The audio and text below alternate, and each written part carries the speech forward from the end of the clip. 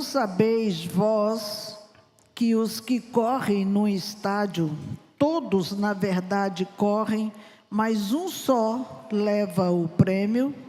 Correi de tal maneira que o alcanceis, e todo aquele que luta de tudo se abstém. Eles o fazem para alcançar uma coroa corruptível, nós, porém, uma incorruptível. Pois eu assim corro, não como a coisa incerta, assim combato, não como batendo no ar.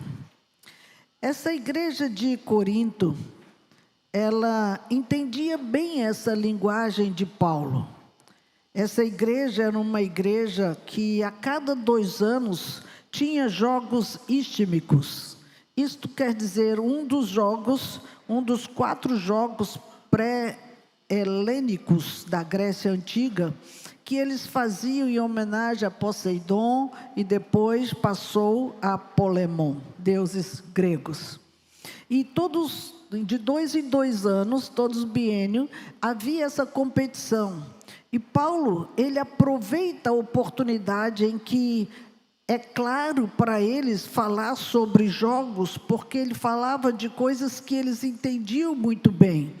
Ele falava de corrida, falava de treino, falava de renúncia, falava de coroa, falava de esforço. Por isso que Paulo, ele, conhecendo a realidade do lugar, que essa é uma das estratégias evangelísticas, você conhecer a realidade do lugar para que você atinja o objetivo de compreensão da verdade que você quer pregar. Ele usa a linguagem adequada de jogo, de competição, de treino, para levar aquela igreja a entender a verdade espiritual na vida deles.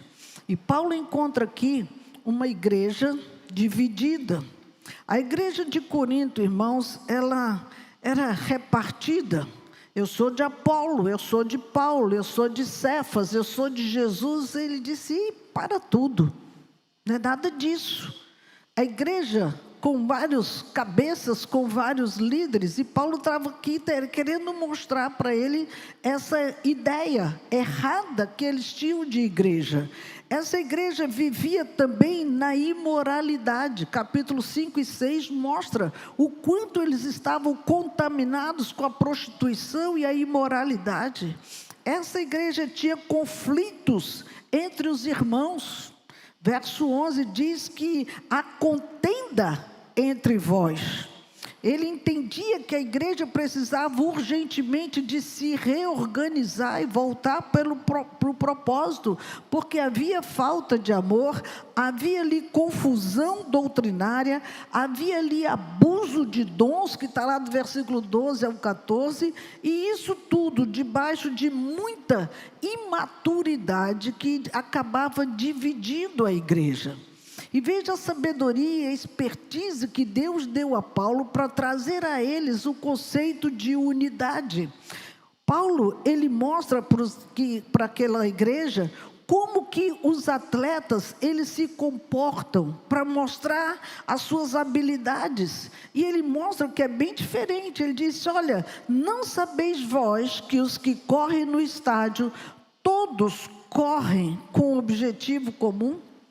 Todos correm buscando o quê? Um prêmio, ser vencedor, mas todos estão correndo. Queridos, presta atenção aqui. Ele está querendo dizer, igreja, presta atenção, todos correm com o mesmo propósito. Diga propósito. Qual era o propósito? Vencer. Todos queriam vencer. A igreja de Corinto, eles estavam numa corrida particular. Eles não estavam pensando no todo. Cada um fazia sua própria corrida. Cada um queria ser o melhor do que o outro. E cada um interpretava do seu próprio jeito e tomava suas próprias decisões. Veja que igreja confusa era a igreja de Corinto, irmãos. Todos corriam, mas nessa particularidade que tinha lá, uns corriam distraídos, sem compromisso. Outros corriam com a motivação errada. E outros corriam sem foco. Como vamos chegar na faixa de vencedor se estamos correndo de forma desfocada?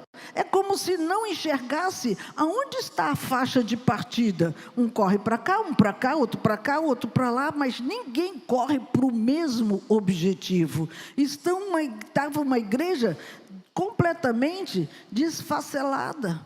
E Paulo diz assim: olha, correi de tal maneira que alcanceis. Alcanceis o quê? O prêmio.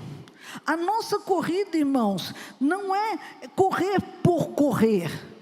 Quem ganha o prêmio ocupa o pódio, sim ou não?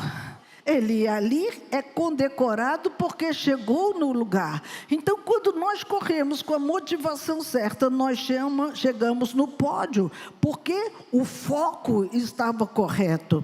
Aqui eles não estavam dizendo: corram rápido, bora, apressa. Não, ele estava dizendo: corram correto. É diferente. O correr correto é diferente. Como assim? Irmãos, a corrida correta, o atleta, ele renuncia os seus direitos de ficar até tarde na cama, de ficar até tarde na televisão, na internet, não sei o quê, de comer qualquer coisa, de fazer qualquer coisa. Ele precisa condicionar o seu corpo para que ele possa ter resistência e velocidade ao mesmo tempo. Ele não fere outros atletas. Ele compete de igual. Ele sabe que o outro está tão preparado quanto e respeita a raia dos outros que estão correndo. Ele não pode invadir a raia do outro competidor. A corrida, cada um tem que correr dentro da sua raia. E isso tem que ser bem entendido. E ele fala sobre isso porque no capítulo 8 ele vê a briga interna de irmãos contra irmãos. O atleta, ele entende o que é corpo. Capítulo 12 desse livro, ele fala muito bem sobre o corpo de Cristo. E por muito tempo eu também usei a linguagem: eu sou igreja, você é igreja. Essa linguagem está errada e vamos corrigir isso, porque a igreja de Jesus é um corpo. Eu sou um dedo, um dedinho do corpo. Eu não sou a igreja, não tem isso na Bíblia. E quando a gente aprende, a gente corrige os erros, não é assim? Então, eu e você fazemos parte de um corpo. Se eu sou o dedinho, eu estou ligada a alguém que me controla, que o cabeça é Cristo. E isso nós precisamos reconhecer quando nós estamos correndo na nossa fé. Nós todos juntos fazemos parte de um corpo e não podemos estar ferindo um ao outro, prejudicando a corrida do outro, colocando o pé para o cara tropeçar e cair. Isso não é de Deus. Paulo está trazendo a igreja para uma correção séria na caminhada com Deus. Para quê? Para que reconheçam onde é o pódio.